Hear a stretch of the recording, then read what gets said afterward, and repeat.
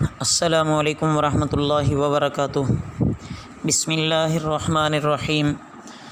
عزیز طلباء، تفسیر کے آج کے سبق میں ہم کلوا من طیبات ما رزقناکم سے پڑھنا شروع کر رہے ہیں۔ توجہ کیجیے گا۔ اعوذ باللہ من الشیطان الرجیم، بسم اللہ الرحمن الرحیم۔ کلوا من طیبات، تم کھاؤ پاکیزہ چیزوں سے، ما رزقناکم، جو ہم نے تمہیں دیا، ولا تطغوا، اور نہ سرکشی کرو، فیہ، اس میں، فیحل، کہ اترے گا، علیکم، تم پر، غضبی، میرا غضب، ومن یحلل، اور جو اترا، علیہ، اس پر، غضبی، میرا غضب، فقد ہوا، تو وہ گرا، وانی، اور بے شک میں، لغفار، بڑا بخشنے والا، لمن تابا، اس کو توبہ کی، وآمن، اور وہ ایمان لایا، وعمل صالحا، اور اس نے عمل کیا نیک، ثم اہتدی، پھر ہدایت پا گیا۔ عزیز طلباء،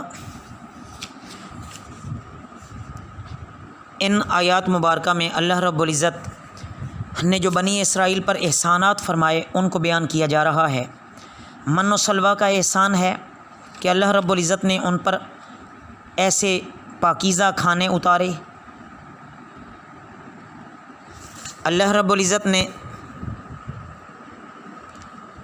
بنی اسرائیل کو پہلے سے یہ تنبیہ کر رکھی تھی کہ ہمیشہ اعتدال سے چلنا، راہ مستقیم پر قائم رہنا۔ اگر آپ لوگوں نے اس کے خلاف ورزی کی، ناشکری کی، نافرمانی کرنی شروع کر دی، گناہوں میں پڑنے لگ گئے، تو اللہ کا غضب تم پر آ جائے گا، آخرت کے عذاب میں بھی مبتلا ہوگے، اور دنیا میں بھی ذلت اور محکومی سے دوچار ہونا پڑے گا۔ یہ پیشین گوئی حرف بحرف یہود کے حق میں پوری ہوئی۔ بالآخر کچھ وقت کے بعد یہ اپنے ظلم پر اتر آئے، نافرمانی کرنے لگ گئے،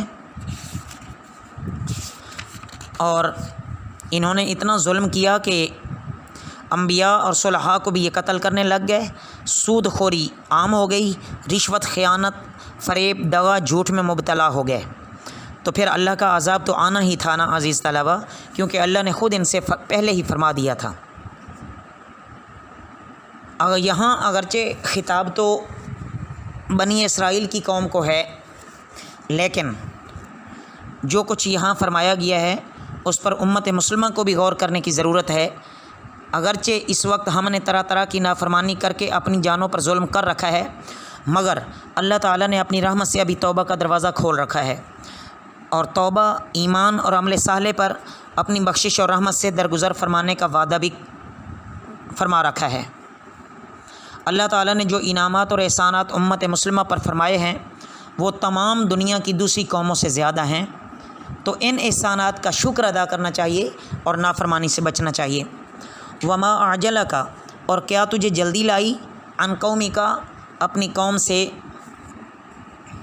یا موسیٰ، اے موسیٰ، قال، اس نے کہا، ہم اولائی، وہ یہ ہیں، علی آثری، میرے پیچھے، وعجلت، اور میں نے جلدی کی، الیک، تیری طرف، ربی، اے میرے رب، لترضی، تاکہ تو راضی ہو۔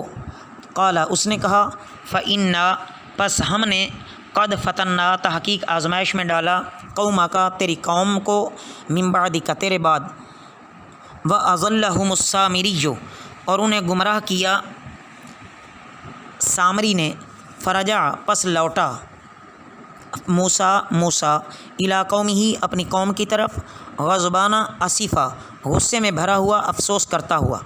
قال، اس نے کہا، یا قومی، اے میری قوم، الم یعدکم، کیا تم سے وعدہ نہیں کیا تھا، ربکم، تمہارے رب نے، وعدن حسنا، اچھا وعدہ، افطال، کیا طویل ہو گئی، علیکم العہد، تم پر مدت، ام اردتم، یا تم نے چاہا، ان یحل علیکم، کہ اترے تم پر، غضب من ربکم، غضب تمہارے رب سے، فاخلفتم، پھر تم نے خلاف کیا، موعدی، میرے وعدہ۔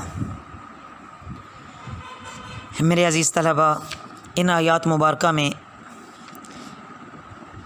اللہ رب العزت حضرت موسیٰ علیہ السلام کو مخاطب فرما رہے ہیں کہ اے موسیٰ علیہ الصلاۃ والسلام، آپ نے اللہ کی بارگاہ میں التجا کی، اللہ نے فرمایا کہ اپنا عصا زمین پر مارو، اللہ نے 12 راستے بنا دیے، کھانے پینے کی ضروریات سے اللہ نے اطمینان دیا، گرمی کی شدت اور سایہ دار درخت میسر نہ ہونے کی وجہ سے اللہ نے بادل مقرر فرمائے، بادلوں کا انتظام فرما دیا سائے کے لیے۔ حضرت موسیٰ علیہ الصلاۃ والسلام کی دعا سنی گئی، بنی اسرائیل پر اللہ تعالیٰ کے احسانات کی مسلسل بارش ہوئی۔ تو اے موسیٰ علیہ الصلاۃ والسلام، یہ آپ کی قوم کو کیا جلدی پڑی ہے؟ موسیٰ علیہ الصلاۃ والسلام جب کوہ طور پر گئے، 70 بنی اسرائیل کو منتخب کر کے اللہ رب العزت نے یہ خود فرمایا تھا، پھر بعد میں اس میں 10 روز کا اضافہ کر دیا تو کل 40 روزے ہوئے۔ پہلے 30 روزوں کا حکم تھا، 1 مہینے کا، یعنی حضرت ہارون علیہ السلام کو اپنی قوم کا خلیفہ بنایا۔ جب 30 دن کی بجائے جس کا آپ قوم سے وعدہ کر کے گئے تھے 40 روز لگ گئے، تو ادھر قوم کے لوگوں نے عجیب و غریب چہمے گوئیاں شروع کر دیں۔ کوئی کہتا کہ موسیٰ علیہ الصلاۃ والسلام کا انتقال ہو گیا ہے، کوئی کہنے لگا کہ اللہ کے عتاب میں محبوس ہو گئے ہیں۔ بہرحال بنی اسرائیل میں ایک سامری تھا، اس نے حضرت موسیٰ علیہ الصلاۃ والسلام کی غیر حاضری سے فائدہ اٹھایا اور قوم سے بولا کہ میں تمہارا معبود ہوں، تم کو دکھاؤں جو تم کو مصر سے نکال کر لایا ہے۔ سامری کے متعلق جمہور مفسرین کی رائے یہ ہے کہ یہ شخص حضرت موسیٰ علیہ السلام کے زمانے کا منافق تھا۔ بہرحال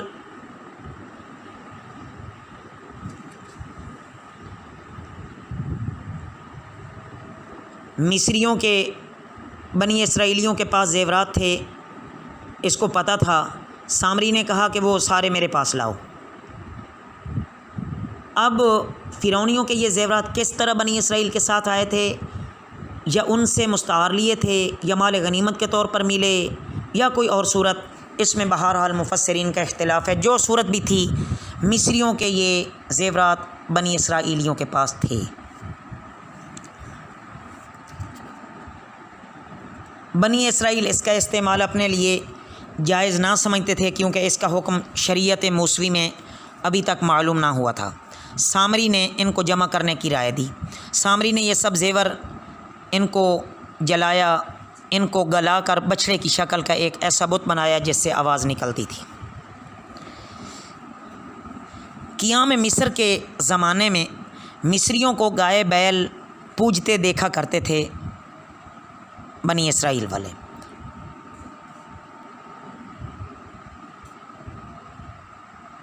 انہوں نے بچھڑا بنایا اس ظالم نے، اور اس نے بنی اسرائیل والوں کو بھٹکا لیا۔ حضرت موسیٰ علیہ الصلاۃ والسلام نے جب دیکھا کہ یہ ماجرا کیا ہے، وہ بنی اسرائیل والے موسیٰ علیہ السلام سے کہنے لگے کہ ہمارے لیے کوئی ایسا ہی معبود مقرر کر دیجئے جیسا کہ اس قوم کا ہے جس پر موسیٰ علیہ السلام نے ان کو بہت سختی سے ڈانٹا اور تنبیہ کی۔ اب جب انہوں نے سونے کا بچڑا بولتے دیکھا تو اب سامری کے ورغلانے سے وہ اس بچڑے کے گرویدہ ہو گئے، قربانیاں چڑھانے لگے، اس کے سامنے سجدہ کرنے لگے، کوئی گھنٹیاں اور ڈھول بجاتے۔ حضرت ہارون علیہ الصلاۃ والسلام جان نشین تھے حضرت موسیٰ علیہ السلام کے، انہوں نے سمجھانے کی کوشش کی لیکن قوم نہ سمجھی، زیادہ سختی انہوں نے نہ کی۔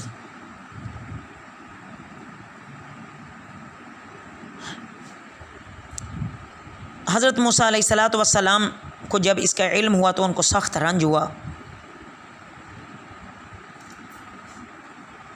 حضرت موسیٰ علیہ الصلاۃ والسلام جب کوہ طور سے واپس تشریف لائے تو دیکھا کہ سونے کا ایک بچڑا ہے جس کے منہ سے آواز نکل رہی ہے اور لوگ اس کی پرستش میں مصروف ہیں۔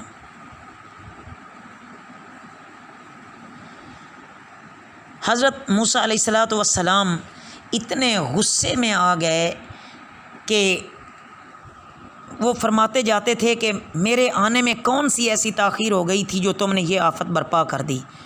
یہ فرماتے جاتے اور غصے میں کانپ رہے تھے، حتیٰ کہ ہاتھ سے تورات کی الواح بھی گر گئیں، یعنی تختیاں بھی گر گئیں. بڑے جلالی پیغمبر تھے.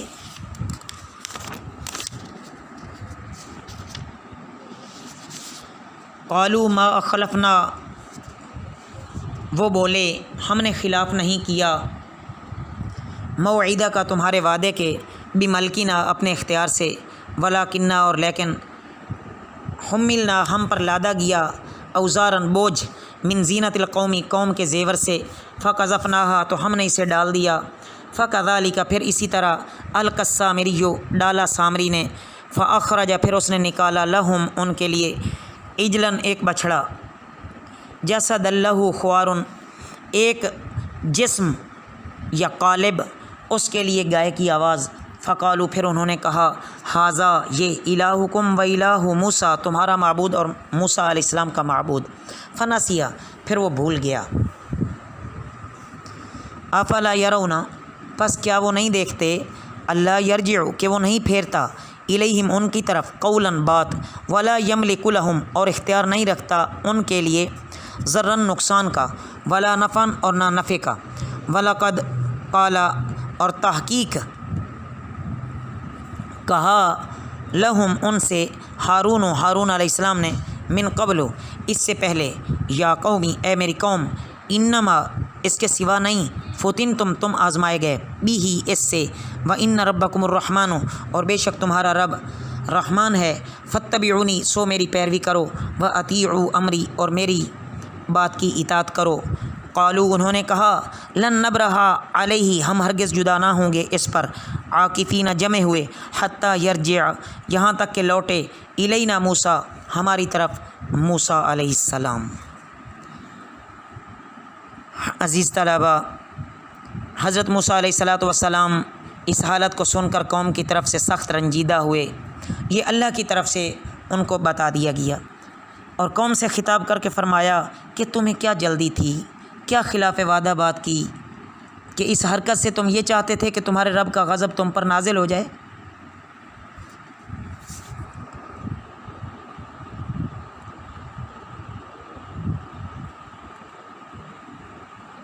بہرحال انہوں نے آگے سے بڑے عجیب و غریب جواب دیے. تو حضرت موسیٰ علیہ السلام کے جو جان نشین تھے حضرت ہارون علیہ السلام، انہوں نے نرمی سے زبانی بات کر چکے تھے اور ان کو کہہ چکے تھے کہ جس بچھڑے پر تم مفتون ہو رہے ہو، یعنی اس کے پیچھے پڑ گئے ہو، فتنے میں مبتلا ہو رہے ہو، وہ خدا نہیں ہے، تمہارا پروردگار صرف ایک رحمان ہے جس نے اب تک خیال کرو کہ کس قدر تم پر رحمتوں کی بارش کی ہے. میں حضرت موسیٰ علیہ السلام کا جان نشین ہوں اور خود نبی ہوں. اگر اپنا بھلا چاہتے ہو تو لازم ہے کہ میری راہ پر چلو اور میری بات مانو اور سامری کی گمراہی میں مت آؤ، جس پر قوم کے اکثر لوگوں نے کہا کہ موسیٰ علیہ السلام کے واپس آنے تک تو ہم اس سے ٹلتے نہیں ہیں، ان کے آنے پر دیکھا جائے گا، جو ہونا ہوگا اس وقت ہوگا. غرض اسرائیلیوں نے حضرت ہارون علیہ السلام کا کہنا نہ مانا. یہاں بڑے افسوس کے ساتھ کہنا پڑتا ہے کہ پاکستان میں بھی پاکستان بھی جب بنا تھا تو یہی وعدے کیے گئے تھے کہ یہ اسلام کے نام پہ بن رہا ہے اور یہاں اسلامی حکومت ہوگی، ہم قرآن و سنت کے موافق معاشرہ قائم کر سکیں گے. دوسرے الفاظ میں پاکستان کا مطلب لا الہ الا اللہ ہوگا. اللہ تعالیٰ نے اپنے فضل سے ایسے سامان بھی مہیا کر دیے، پاکستان بھی بن گیا، لیکن ہائے افسوس کہ آج کیا کچھ نہیں ہو رہا ہمارے ملک میں. بس یہ ایک نہایت دردناک داستان ہے جو آپ لوگوں سے بھی کچھ پوشیدہ نہیں ہے. اللہ رب العزت ہمیں ہمیشہ راہ حق دکھلائے، غفلت اور نافرمانی سے بچائے اور گزشتہ قوموں کے حالات سے عبرت اور نصیحت حاصل کرنے والا دل و دماغ اللہ رب العزت ہم سب کو عطا فرمائے. وما علینا الا البلاغ المبین.